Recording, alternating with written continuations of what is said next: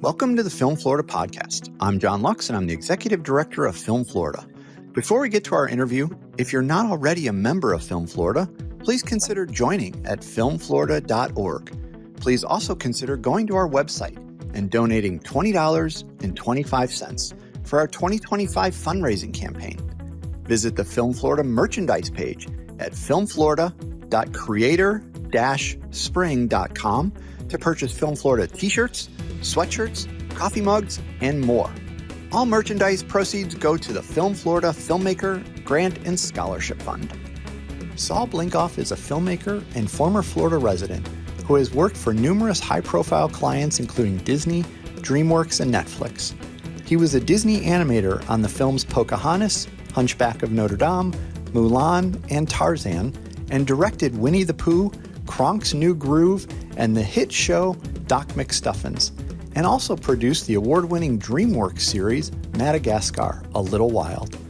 Saul travels the world sharing practical tools for success, meaning and fulfillment in all aspects of life, and hosts the inspirational podcast Life of Awesome. We talk all of this and more on this episode of the Film Florida podcast. Here's my conversation with Saul Blinkoff. Welcome to the Film Florida podcast, Saul. Thank you, John. So good to be here. Florida is one of the most special places, and I'm just so excited to be here to talk with you. Thank you for having me. Absolutely. Let's start with your backstory. Give people an idea of where you came from. What's your origin story? Oh, what's your origin story? I sound like I'm a superhero now. Okay. At least in my own head. My wife would be like, all right, settle down. So I grew up in New York, in Long Island, very far from Hollywood, very far from films. And there was really an experience I had when I was 11 years old. I saw a movie that changed my life. Before I was 11, I loved to draw, John. That was what I was. I wanted to be a cartoonist or drawing. I would draw Snoopy and Garfield. Art was everything to me. And then I'm 11 years old. I'm sitting in the theater and I see the movie E.T.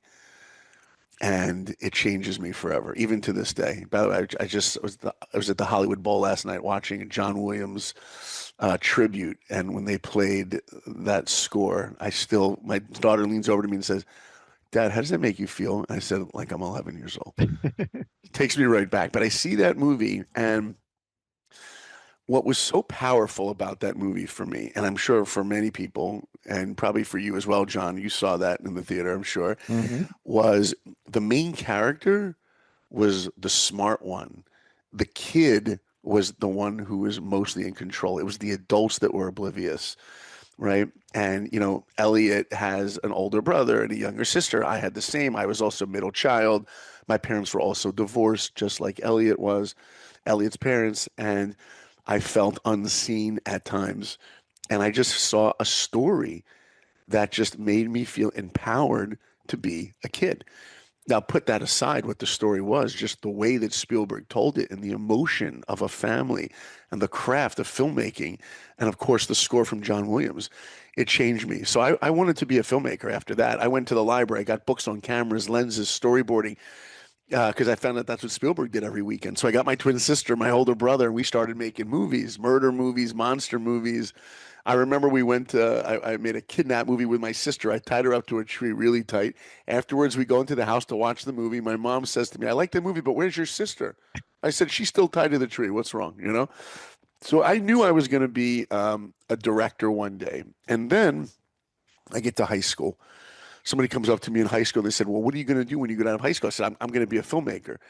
They're like, "No, you don't want to do that." I said, "No, it's my dream." They go, "No, you don't, because if you want to do that, you're going to have to move out to Hollywood. And Hollywood is filled with strange weirdos. You don't want to end up a weirdo, do you?" And right then and there, I literally gave up on my dream because one person told me I would end up a weirdo. And of course, today, I do live in Hollywood. And my 4 kids would tell you their dad is a weirdo. So much for that. But at that point in my life, I had given up on that dream.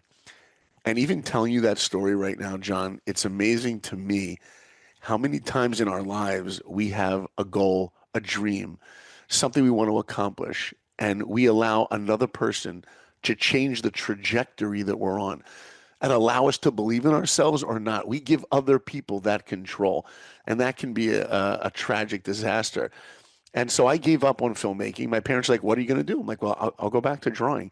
So I was very lucky. I have very supportive parents. They got me an art teacher to come to the house, a private teacher.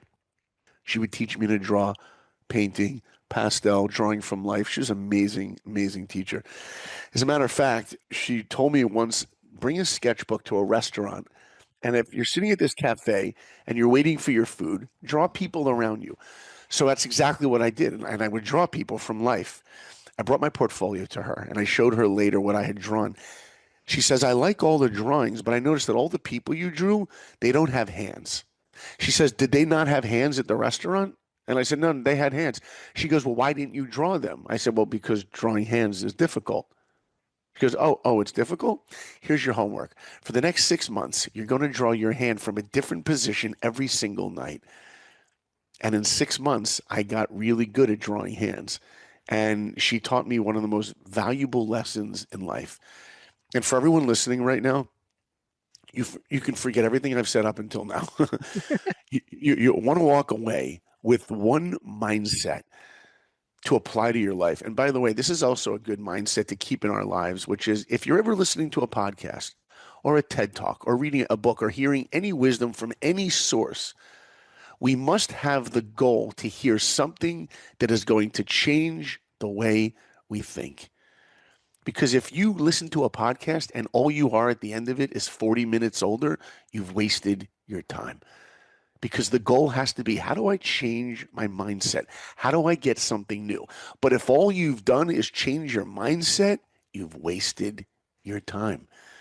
Because the goal has to be, how do I change my mindset in order to change my action, what I do? Oh, you listen to a TED Talk learning how to deal with anger? Good. Do you yell at your kids? We have to change our mind to change our action. And I remember my art teacher saying, why aren't you drawing hands well? Because it's difficult.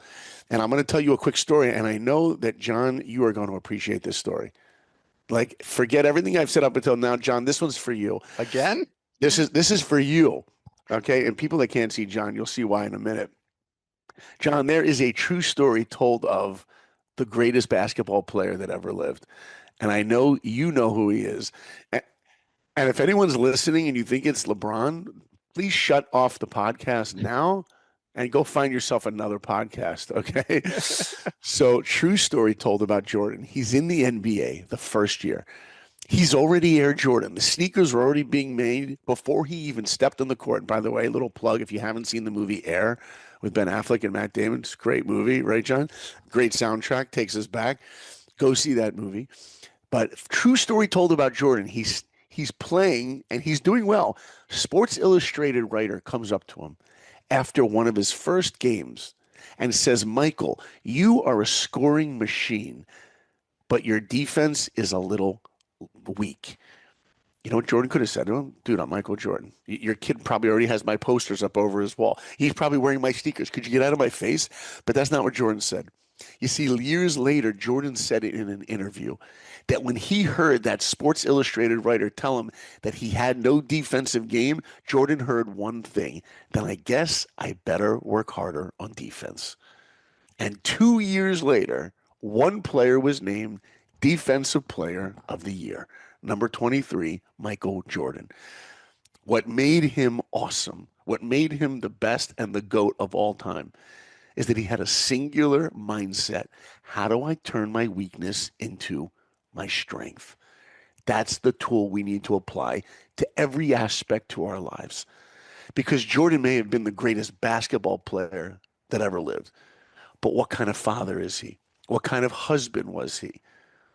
If he'd taken the same mindset to basketball into every aspect of his life, can you imagine the human being he could be? Mm-hmm. And can you imagine the human beings we can be? The potential that we have? Unbelievable. That was my art teacher.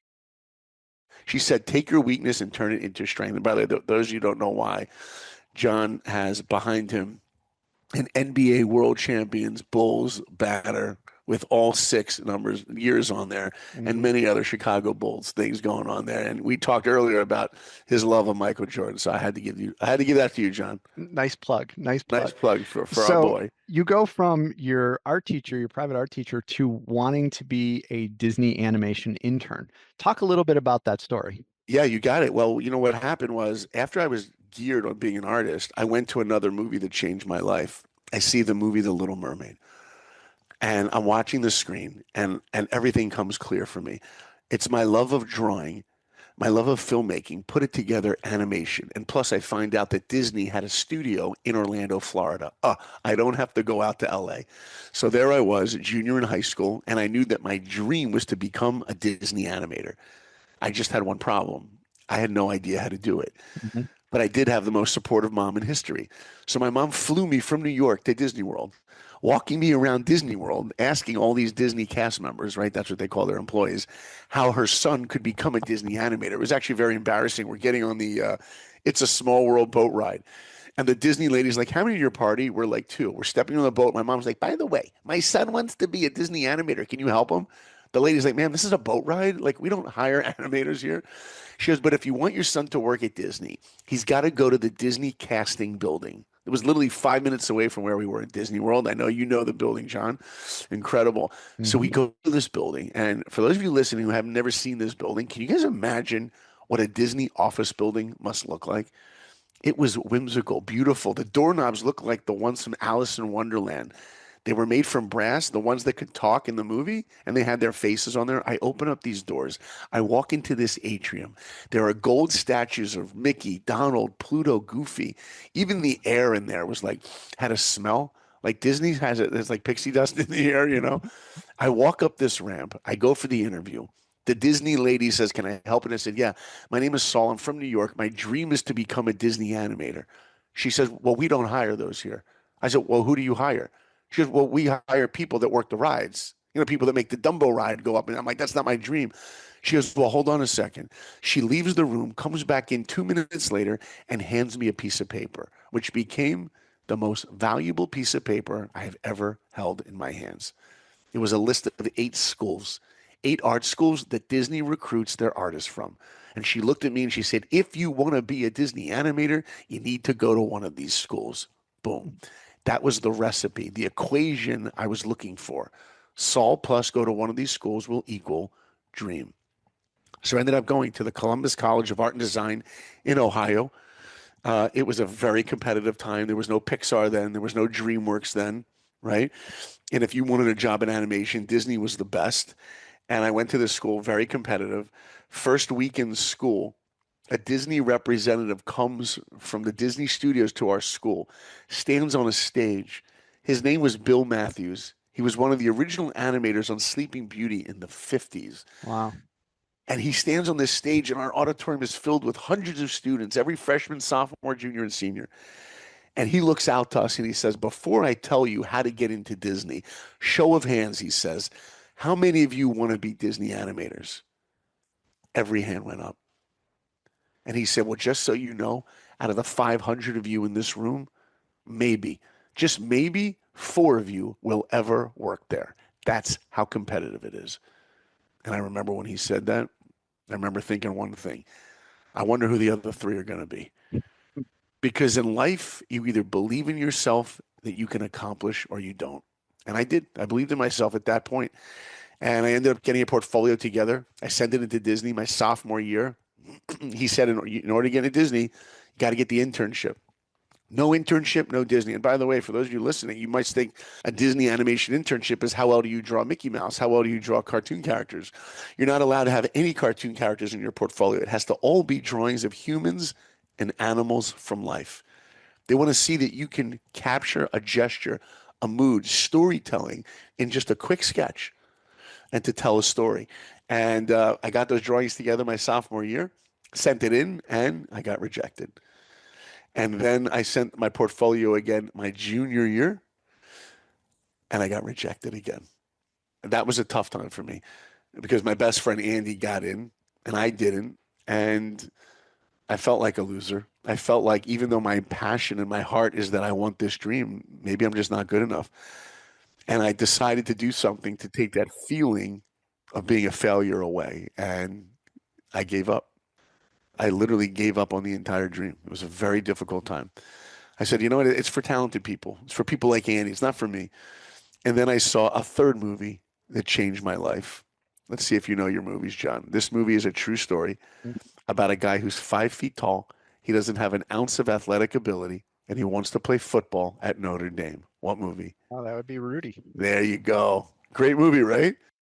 Yes, except I'm not a Notre Dame fan, but sure, it's a good But you movie. don't have to be a Notre Dame No, fan to appreciate the movie, correct. right? Yeah. Fun fact: a little bit of the movie was actually filmed at my high school in Chicago. Is that right? Hmm. All those high school scenes were shot there? There was a couple of scenes that were shot at my high school. Yeah. That's amazing. Oh, that's amazing. My brother's a Michigan fan, so he doesn't just not like Notre Dame. He hates them with a vengeance. Correct. That said, he still watches the movie with me. Yeah. I actually got to meet Rudy Rudiger, the real Rudy, years ago, and we were collaborating actually on an animated project together. I haven't even shared that with anyone. And he gave me a jersey that he signed for me. It was really cool. And my brother's like, I don't want to see that jersey. I'll watch the movie. I ain't watching that jersey. So I ended up seeing the movie Rudy. If you haven't seen it, you should go see it. And by the way, great movie to show your kids like 8 years old and up. Great motivating film. Because what's so special about that movie is he's not an athletic guy. He's unathletic. He's short. He's not even smart enough to get into the school. He wants something that seemingly is beyond his reach. And there's a message I say to my kids a lot, and that is just because something's not probable doesn't mean it's not possible. He just had a fire in him that he would work harder than anybody because he wanted it so badly. And you ask yourself when you watch a movie like that, so what's the tragedy? You don't get to play football at Notre Dame? Is that such a tragedy? It's not the story of a guy that wants to play football. It's the story about a human being that wants to become more than what he is. And that's a message for all of us, wherever you are in life right now. Maybe your life's going good. Maybe you're thinking how things, yeah, things are good. Why can't they be great? Maybe you're listening right now and you're like, yeah, my life's going great. Oh, it's going great. Why can't it be awesome? Every aspect of life, our relationships, our marriage, raising our children, every aspect of our lives should be awesome. That's what that movie gave me. And so I vowed after that movie to never give up again. I actually called up Disney the next day. I got this guy on the phone and I said, can I ask you a question? How close was I to getting in? He said, Saul, we picked 17 students from thousands of portfolios around the world and you made it to number 20. What? I'd only missed it by 3. Do you know how many times in our lives you could be so close to achieving a dream? We feel we're miles away, and all we needed to do was push a little bit more. And then I asked him the $1,000,000 question. Why did I not get in? Because when we fail in life, we need to find out why. He said, you need more perspective in your drawing. I'm like, what do you mean? He's like, instead of drawing people or animals from where your eyes are, go down and look up or stand on a stool and look down. To me, that was the answer key to growing. Because that's what our weaknesses are. Our weaknesses are nothing less than the answer key to growing. I worked on my portfolio. I sent it in and boom. When you wish upon a star, I got my dream. Started on the internship. And at the end of the internship, got to work on my first Disney film, Pocahontas. And that really started it all off in the Florida studio, Pocahontas, and then Hunchback, and then Mulan, Tarzan, and then much more. But that's really how it started. That's the origin story. So the important question out of that, the takeaway is, when you turned in your portfolio, how are the hands? There you go. They better have been good. I can assure you that. Yeah. So the big takeaway is kind of the perseverance from that. I mean, you didn't just get rejected once, you didn't just get rejected twice, but then you went back and you had a lot of internal conversations with yourself about what you wanted to do. I mean, what is the big takeaway and that you take from that experience and how it shapes even today with your career? Yeah. I meet a lot of students, film students, and they always ask me advice. And I always tell them 3 words: save the cat. There's a book out there called Save the Cat. It's a screenwriting book. And anybody that is a storyteller in the movie business or TV business who wants to master story, you read this book in 2 days. 2 days. It's called Save the Cat. And Blake Snyder wrote it in the early 2000s. He died many years ago. I actually got to meet him before he died and became a friend. And why does he call it Save the Cat? Because he says, if you're going to like a main character, a protagonist in a movie or a story or book of any kind, then we have to like that person by seeing them being kind to either an animal, a young person, or an old person. It's like you think of that movie Karate Kid, the original, right? Mm-hmm. Daniel shows up from Newark, New Jersey, first minute of the movie. He shows up in California. His mom is all excited, but he's living in this like crappy apartment. The pool is filled with like mud or whatever. The very first thing he does is he walks up the stairs. He sees this little old lady and he talks to her. It shows that he has respect for an old lady. He comes down 2 minutes later and has a bowl of water for her little pet, her cat or her dog. All of a sudden, we like this guy. And by the way, in the first minute of the movie, he's on the beach. Allie's there, the cute blonde. The Cobra Kai guys come into the night with their motorcycles. They wreck the music and everything. And Daniel, no one else, Daniel stands up to Johnny and says, hey, dude, give her music back. We see his moral compass is pointed the right way. Save the Cat is an amazing book, and I tell this to anybody in any part of the movie business making. Forget if you want to be a screenwriter or not. Read the book. You will understand stories so much more, and you will be the one in any room that will have ideas to understand the structure of the story you're telling. So why do I bring it up? Because in Save the Cat, he goes through these beats of story, and after Act 1, and at the end of Act 2, he has something, this all is lost moment. And Blake writes something called Dark Night of the Soul. So what did he say? And I actually spoke to him about this personally. It's after you've failed in life at accomplishing the task that you dreamed of accomplishing. It's a physical failure. I didn't get into Disney. I didn't get this job. I lost out on whatever it is. The dark night of the soul is the reflection that we need to do to understand why. It's not just the answer key to what I need to work on physically. It's what's the character flaw? What did I do wrong? Where was I a little lazy? Where could I have been a better listener?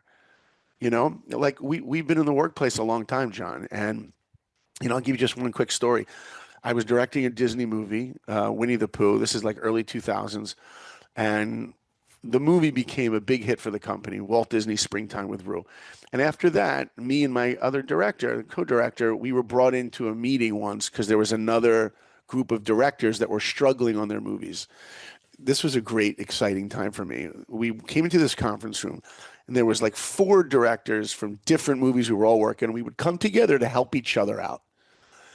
And somebody was working on, let me think what the movie was. I think it was a Cinderella sequel is what it was. And yeah, I'm pretty sure it was like Cinderella 3, something like that. And this director was having trouble. And I quickly understood what was broken in the movie and just started leading the room. Because I'm like, that's leadership. You know, if you know what to fix, you fix it. And I just led the room and I solved the project. And I left the room. And the next day, the head of the studio at the time calls me into her office. And I'm expecting her to congratulate me. You solved the problem. And she goes, congratulations, you solved the problem. She did congratulate me, but you didn't solve it the right way. And I'm like, what do you mean? There was a problem, it was broken, I fixed it. She goes, you kind of bulldozed. You didn't listen enough. You know, there's a big difference between being boss and being bossy. There's a difference. Leadership is elevating others around you, collaborating. It wasn't there for you to solve the problem. It was for you to help others collectively solve the problem. It's not just where do I have to excel on something physically that I have to do and learn. It's where's the mindset where I can work on myself to become the leader I'm meant to be in whatever the field is. And you asked the question of after I got rejected from Disney twice, what was that takeaway that I learned? It was really getting past the emotions of can't. That's the hardest thing. I tell it to my kids all the time. My kids, my oldest is 20. I'm like, you just have to have a fire where you actually really do believe in yourself. It's not, you know what it is? Like people always say dreams. Like Disney's a company of dreams. Walt Disney said, I want to make dreams for people come true. People have dreams when they're asleep. So I say to people all the time, forget the word dreams because they're not real. Change it from dream to goal. A goal is something that's attainable. A dream, it's too unattainable. Make it real. You know, the most tragic thing for me, John, is when I meet an 18-year-old and they've already given up on their dream because it's too difficult. And I'm like, dude, you're 18. You haven't even gone through life yet to become cynical or pessimistic. You haven't even experienced failure enough. And you're already giving up. At least tell me you're 45 and you've worked your butt off on this for 20 years. And now you're giving up. Okay, we can talk. Mm-hmm. So I guess the message I would say for everyone listening is you got to get that light switch on and realize just because something is not probable doesn't mean it's not possible. And if there's something you want and it's hard, you work harder to get it. That would be the message. Now, you've worked as both an animator on major projects like we talked about. You mentioned some of the stuff you've directed, major projects. I know there's no typical day in production and animation, but talk a little bit about the difference between a quote unquote normal day as an animator versus a normal day as a director of an animation project. Yeah. Well, as an animator, you're kind of a musician and you're given the notes to play. That's how I kind of see it. As a director, you're the conductor. Director's not the composer. You're the conductor. It's up to you to inspire this group of musicians how to play it, how to tell the story. For my life specifically, let's say working on Mulan or Tarzan, first of all, it was the greatest time of my life. I worked at Disney MGM Studios. I wore flip-flops. I worked, at that point, Disney had all these rules.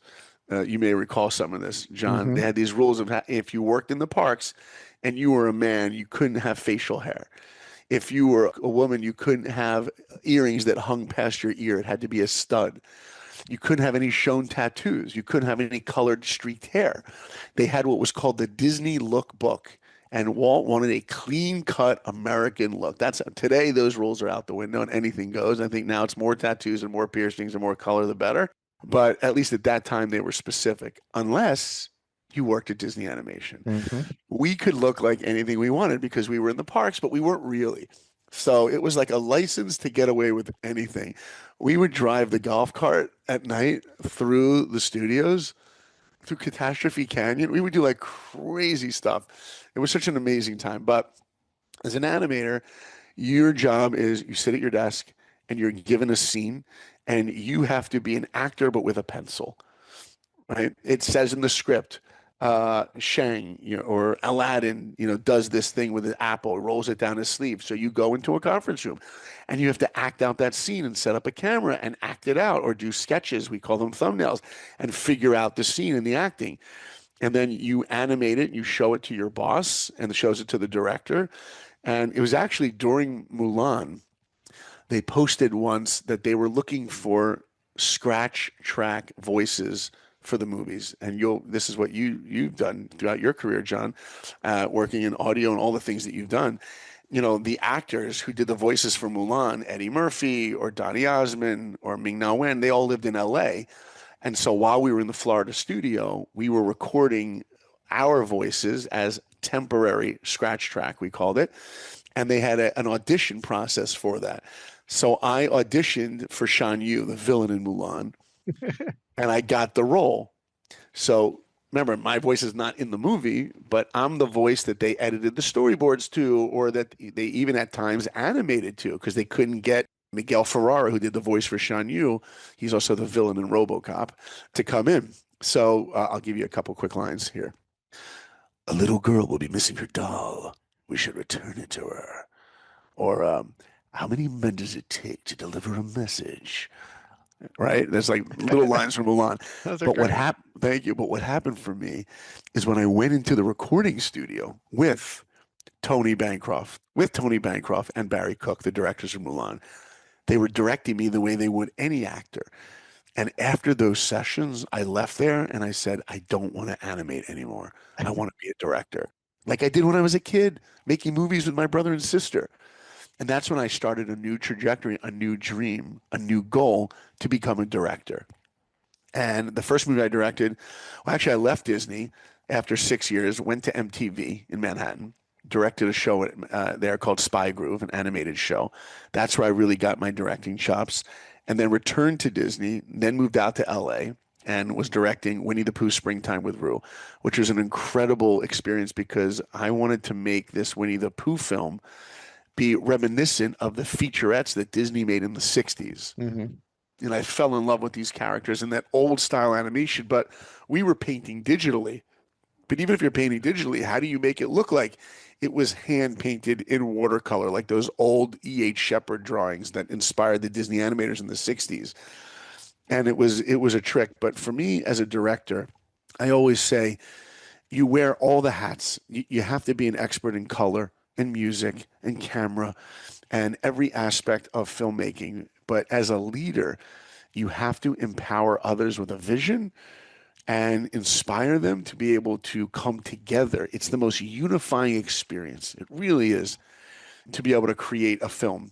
And it's also just, it was what I loved. I loved every part of making these movies that I've directed, whether it's voice directing the actors. I got to work with people like Mark Hamill.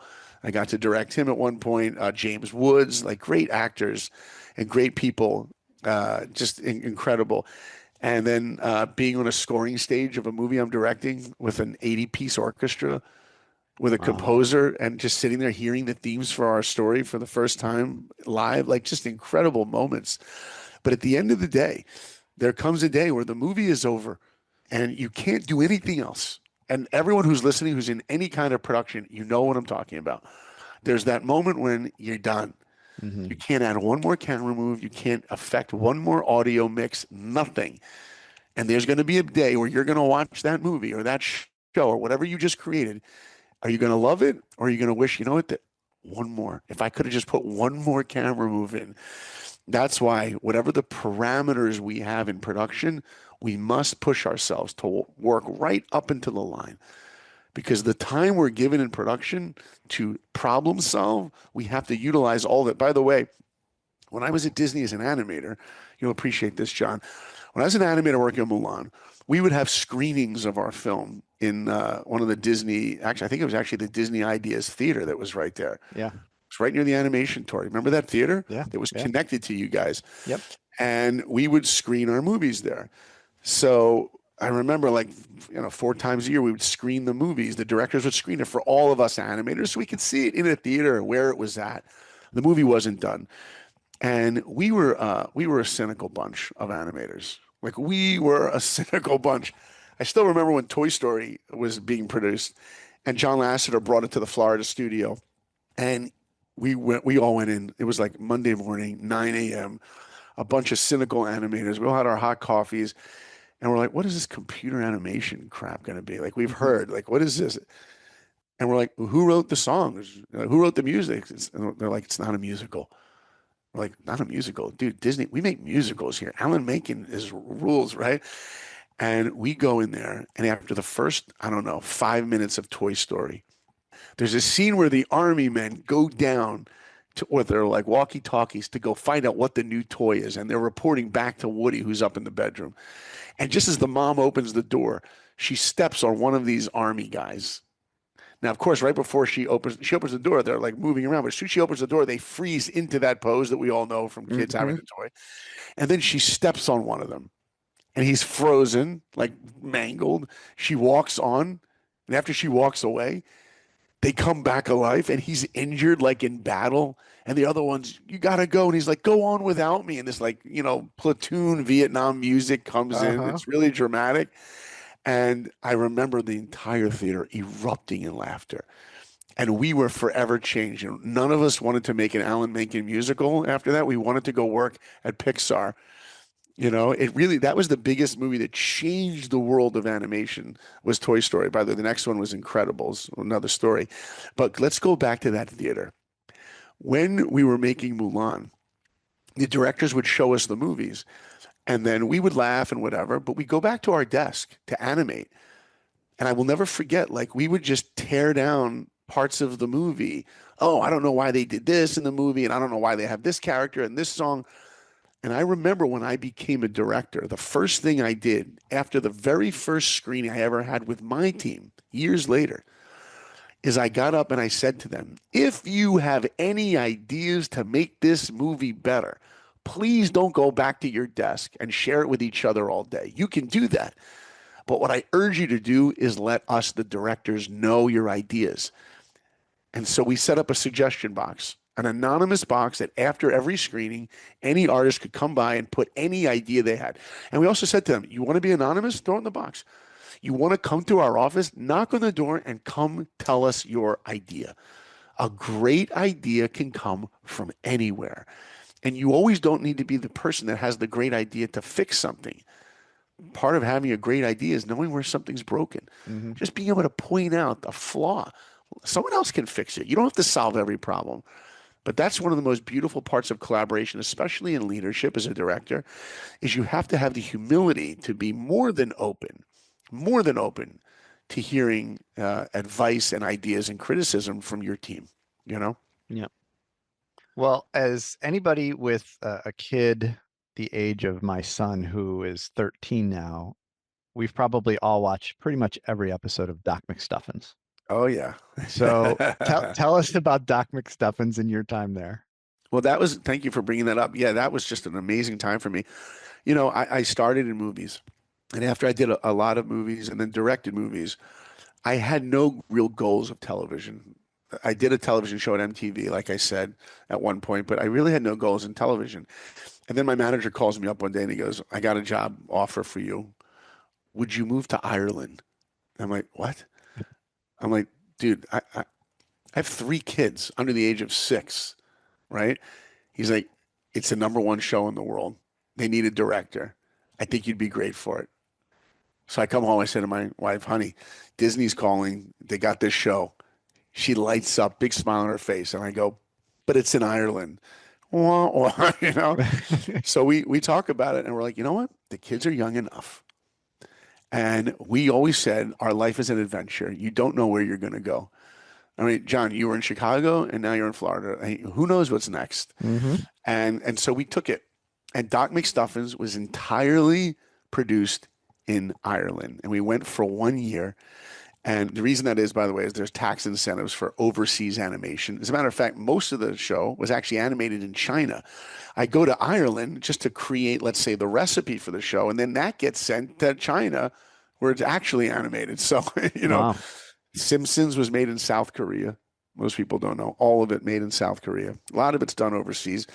So we went to Ireland, and I had just the most incredible year of my life there with my wife, raising our 3 kids, and we had a daughter born in Ireland, which was pretty cool. But I fell in love with the animation studio there. Their Brown Bag Animation is their names. And it was just a wonderful, wonderful experience. And it was my entree into preschool television. From there, I've done a lot of preschool television. I worked for Netflix. I was a director on Llama Llama, Amazon. I did the Stinky Dirty Show. I was supervising producer for Madagascar a little while at DreamWorks. That was one of the bigger, more recent things. After that, actually, I did a Disney show also. So preschool television has really been, look, I'm a dad of preschoolers. I went through it, but preschool television is really like a great love for me. And it's really exciting because right now, I haven't mentioned this rarely to anyone. This is like insider stuff. John, you know who the Sherman Brothers are, right? Sure. Yeah. Right. What music did they write? Oh, Just a spoonful of oh, sugar, right? Yeah. All of Mary Poppins. These Yeah. the Sherman Brothers. These were Walt's favorite composers. There's a great documentary called The Boys. There's also the movie that Tom Hanks starred in. It's all about them in there as well. Sherman Brothers wrote all the music to Mary Poppins, It's a Small World, Winnie the Pooh, Chitty Chitty Bang Bang, and the list goes on and on. And 45 years ago, they wrote a musical about a dinosaur called Inkas, Inkas, the Rhamphorhynchus. It's a certain kind of dinosaur. And they've since died. Their son, who's in his 50s, went to my manager, says, I need a director to help develop this. And he knows my love of Disney and my love of Winnie the Pooh, which they wrote the music. And I really understand the Sherman Brothers methodology of lyric and music. And so I met with Robbie Sherman, incredible guy, the son of the lyricist of the Sherman Brothers, nephew to the other. And we've spent the last year developing a preschool pitch on this project, and we just started pitching it literally 2 weeks ago. I just pitched it to Apple and DreamWorks. Disney's coming up in the next couple of weeks, and it's really, really exciting for me to be working with the legacy of their music that they wrote over 40 years ago, in hopes of bringing it to life to a modern audience. So it's pretty exciting. That is exciting. Hopefully, we will see that in the not too distant future on our television There screen. you go. I like that. Now, I feel like we could end the podcast right here, and we've had a full discussion about things, but that's only part of what you do right now. You also offer things like Disney interactive Disney drawing workshops. Tell us a little bit about more on that. Yeah, thank you. Well, yeah, half of my life, well, outside of being a husband and father, my professional life is working in animation. So I'm developing this project. I just told you I actually have another project I'm developing with John Legend, which is really cool. It's a musical, a feature. So I actually might be getting back into feature films. But putting that on the side, I also spend a lot of my time traveling the world speaking to Fortune 500 companies and talking about resilience and a lot of the things that we've spoke about on this podcast and talking about Disney storytelling. I was at Madrid speaking for 300 executives for Abbott Pharmaceuticals. Now, you can't have a company that's more different than Disney, than Abbott Pharmaceuticals. And yet, when you really look at it, whatever business you're in, it's all the same. Leadership is leadership. Creativity is creativity.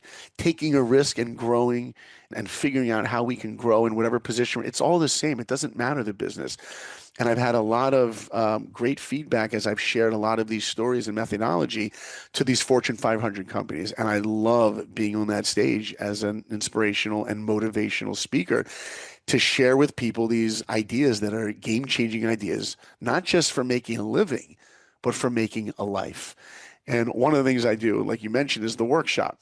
So I'll have like 500 executives in the room, and I give them 1 minute to draw Mickey Mouse from their memory. Okay. Okay, they're not allowed to look at a phone, can't look at a picture of Mickey, and they're groaning. These aren't artist types.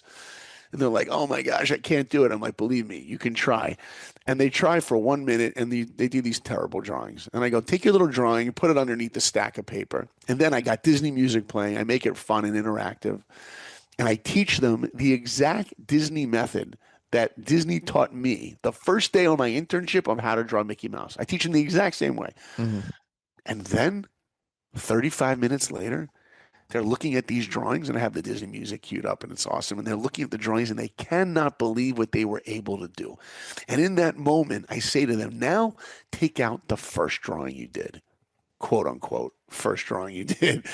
And they compare them, that terrible drawing and what they were able to accomplish. Their mouths drop open, and they just got a taste of something so powerful, their own limitless potential. And I've had guys come up to me like, I'm saving both of these. I want to remember where I started and where I got to. And that's really what I try to do, whether it's animation for film, television, or public speaking. Everything that I do is about uplifting others and making an impact. And I actually have a podcast called Life of Awesome. And I used that word earlier in our interview. Life of Awesome, because I say, why settle for good when you could be great? And why settle for great when your life could be awesome? I've gotten to interview some amazing people in there. The first guest I ever had was Rudy Rudiger on my podcast, The Real Okay. Rudy. Yeah. I've had a lot of Disney people, Disney voice people, Jodie Benson, who's a Little Mermaid. I had Alan Menken. I actually had George Foreman, the late boxer, who you probably worked with years ago at Disney Ideas. His story is amazing, but just some incredible people I've interviewed. And whether it's the podcast or speaking or animation, everything I do is trying to make an impact and help change the world. Now, in looking through some of your materials, you talk about unleashing the Disney magic within organizations.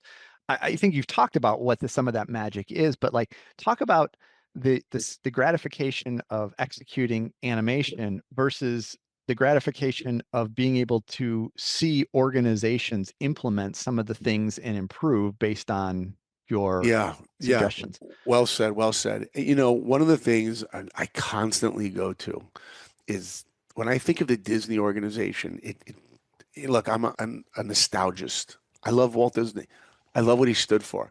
It wasn't just the movies, it was the stories behind them.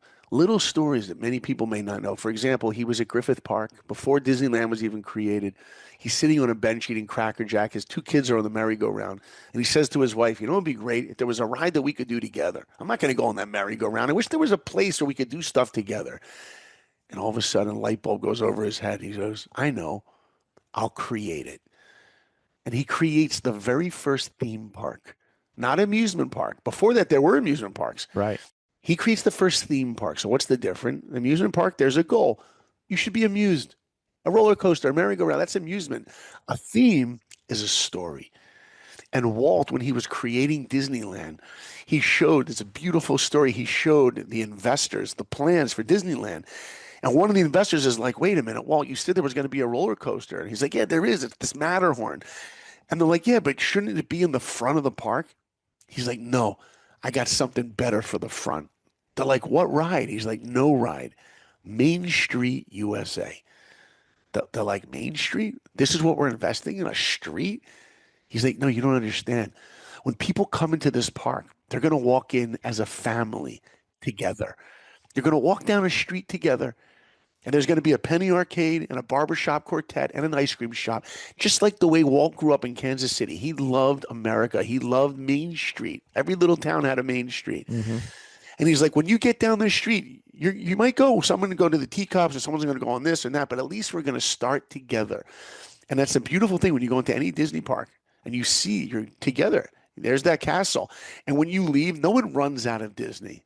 Right. You stroll really slow. Your kids are sleeping in the stroller, ice cream dripping down there. It's magic hour. Everything's twinkly. It's not like that at Universal Studios. Universal Studios is like, give me the next ride. There's no nostalgia. And it comes back to one thing. Walt was giving us a theme. Walt was giving us a story. Walt wanted us to be part of the story. And for me personally, one of the messages that I share with these companies and I get to see them implement is, what is it like when you sit and you start to visualize what there could be? What's the bench you're sitting on where you dream of what could be? That's what Walt inspired us. And by the way, many people don't know this, John. The next time you go to Disneyland and you walk in the park on the right, before you even walk down Main Street, they used to have great moments with Mr. Lincoln. Now in Disneyland, it's changed. It's a whole Walt Disney story. They have a new Walt Disney Auto animatronic that just opened a week ago. But when you walk in Disneyland, go to the right, and you will see behind these stanchions is a bench with a plaque. Nobody even knows it's there. And it says, this is the actual bench that Walt sat on when he conceived the idea of Disneyland. When we take our kids, every time we're there, we were there 2 days ago. Before we walk into the park, we listen to the 41-second audio of Walt Disney's dedication where he says, here is the promise of the future and American values where dreams come. And we tell our kids, we're about to go to Disneyland. We're going to have a great time. But remember this message. Remember this theme. And we always go to the bench and we stare at it for a moment and we start to visualize where's the potential for us. Because if you go to Disneyland and you've had a good time, you've wasted your time. If you go to Disneyland and you had a good time and you're now inspired to bring that magic into your life, that's the purpose of it, right? So that's given me great fulfillment in trying to implement Disney magic into organizations and into companies. Now, you talked about the podcast, which is great. I've listened to a handful of episodes since we started, talks about having you on our podcast. Thank you. But you talk about sharing motivation and practical tools for success. Where did the idea for the podcasts come from? And what are some of the things that you're trying to get across to your listeners through your guests? Yeah, I mean, the idea came from people I was speaking to. I mean, it became, first it was like, someone's like, oh, you should have a podcast. It's like 5 years ago. And another person, you should have a podcast. I'm like, yeah, that's nice. Podcast. But then it just became like, annoyingly, like, when's the people started to get upset. We want to hear more. We want to hear more. And by the way, if you look at the date of my last podcast, my wife would kill me. It's been like over a year. So please God, my wife's like 2 years. Please God, I have more episodes coming soon. But the podcast is centered around movies and storytelling. So I have some episodes where, yes, I interview exciting people, but most of the episodes are me sharing ideas from film. of how we can learn life wisdom from movies. And then what I've done is I've used all the audio from these movies as little clips. So A Few Good Men, Gladiator, Groundhog Day. You want to learn about not wasting time. And all these movies that have inspired us. And you'll hear all those movie clips and how we can learn life wisdom from film. And it's really been an inspiring journey for me. And I hope to get a new episode out soon. Hopefully this inspires you a little bit. Yeah, that's right. So, Saul, we touched on a ton of different things, and I want to make sure that all of our listeners can learn more. So plug away. Tell us where everybody can learn more about what you're doing. Thanks, John. Well, SaulBlinkoff.com has everything. It's got the podcast. It has links to it. You can listen to it on Spotify or Apple or anywhere you get your podcast. And also you can check out the speaking, what I do there. And if you want more information, there's also coaching I do. I coach people in every aspect of life, coach people on fatherhood, mothers, marriage advice, really how to help someone accomplish a goal to be able to elevate their life from good to great and from great to awesome. Everything in the animation I'm doing is on there. So I would say the best hub, if you want to see the things I'm up to and see how it could affect you and help you in your own life personally, it's saulblinkoff.com. The podcast is Life of Awesome. And also you can follow me on Instagram. I do lots of posts of little moments with my family or exciting things in Hollywood. I just pitched Apple last week, and I made a reel of what it's like to pitch at Apple because I'm a big fan of the company. So I would say check me out on Instagram as well. So Excellent. Life of Awesome and Saul.Blinkoff on Instagram. Excellent. We really appreciate you being with us today to share your story, share your expertise. The inspiration just kind of oozes. So, I mean, hopefully everybody got that by listening. I really appreciate you spending time with us on the Film Florida podcast. Thank you, John, so much. And everyone who's listening, you should commend yourself for showing up to a podcast like this. It already shows that with all the distractions that are out there, that you're able to center in because you want to hear something that you could hopefully affect your mindset and elevate your life. So commend to all your listeners. Thank you for having me. Thank you, Saul. Thanks for listening to the Film Florida podcast. For more information about Film Florida, go to filmflorida.org and like or follow our social media pages. If you're not already a member of Film Florida, please consider joining at filmflorida.org. Please also consider going to our website and donating $20.25 for our 2025 fundraising campaign. Check out the Film Florida merchandise at filmflorida.creator-spring.com, and please remember to subscribe, rate, and review the podcast.